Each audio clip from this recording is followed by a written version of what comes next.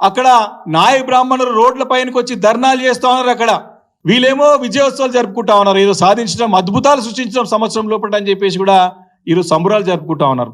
అంటే అన్ని కూడా కోతలు పెట్టుకుంటూ ప్రభుత్వం గతంలో కేసీఆర్ గారు ప్రవేశపెట్టినటువంటి అనేక సంక్షేమ పథకాలు, అనేక అభివృద్ధి కార్యక్రమాలు అన్నింటి కూడా నిర్విరామం చేసుకుంటూ ఏవో వారిపైన కక్షపూరితమైనటువంటి మనస్తత్వంతో ఒక నిరంకుశ పాలన, అంటే అరాచక పాలన కొనసాగిస్తూ ఏదో రకంగా కేసీఆర్ గారి పైన బురద చెల్లాలా, గతంలో బీఆర్ఎస్ ప్రభుత్వం సరిగా చేయలేదనేటువంటి ప్రయత్నమే తప్ప తాను ఏం చేస్తున్నట్టు చెప్పలేక ఈరోజు ప్రజలు అడుగుతారు కాబట్టి, ప్రశ్నిస్తారు కాబట్టి మీరిచ్చినటువంటి ఎన్నో హామీలు, 100 రోజుల్లో 6 గ్యారంటీలు, రుణమాఫీ, ఇలాంటి అన్ని పథకాలు ప్రజలు ప్రశ్నిస్తారనే ఉద్దేశంతో ఈరోజు డైవర్షన్ పాలిటిక్స్ చూస్తూ ఉన్నాం. కాబట్టి ఇలా అనేక సందర్భాలు ఉన్నాయి.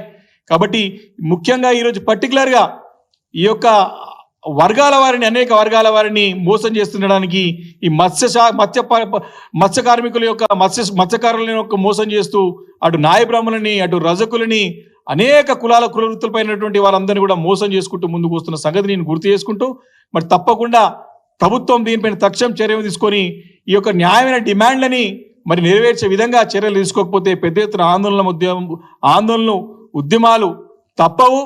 మేము సంవత్సరం వరకు ఓపికతోని, సహనంతోని మేము ప్రజాస్వామ్య పద్ధతిలో మేము ప్రశ్నిస్తున్నాము తప్ప ఎక్కడ కూడా ఇప్పుడు ఆందోళన కార్యక్రమం ఎక్కడ కూడా పిలుపునియలేదు. టీఆర్ఎస్ పార్టీ నుంచి కూడా చాలా సమన్వయంతో, చాలా ఓపికతోని, సహనంతోని మీరు ఎన్ని తిట్లు తిట్టినా మేము ప్రజల పక్షాన నుండి ప్రజల గొంతుకై ప్రశ్నిస్తున్నాం తప్ప ఇప్పుడు కూడా ఎక్కడో పోరాటాలు కూడా మేము ఉద్యమాలకు కూడా ఇంకా పిలుపునివ్వలేదు. మీకు సరైన సమయం ఇవ్వాలనే సమయం ఇచ్చాం, కానీ ఈ రకంగా పేద బడుగు బలహీన వర్గాల వారిని మోసం చేస్తా అంటే మాట ఊరికిన ప్రసక్తి లేదని చెప్పేసి కూడా ఈరోజు కాంగ్రెస్ పార్టీని హెచ్చరిస్తా ఉన్నాం.